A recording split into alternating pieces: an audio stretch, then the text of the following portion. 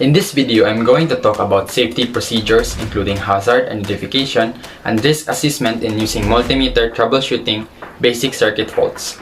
There are three types of troubleshooting we can encounter: the short circuit, grounded circuit, and the open circuit. I'm going to talk first about short circuit.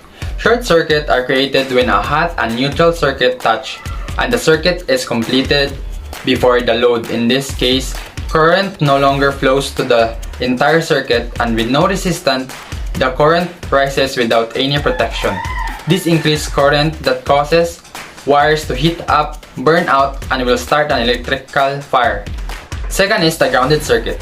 A ground fault happens when a hot wire or component touches the metal housing of appliance. The housing is now energized, and the ground wire returns the electricity to the source. Electricity will always take the path of least resistance.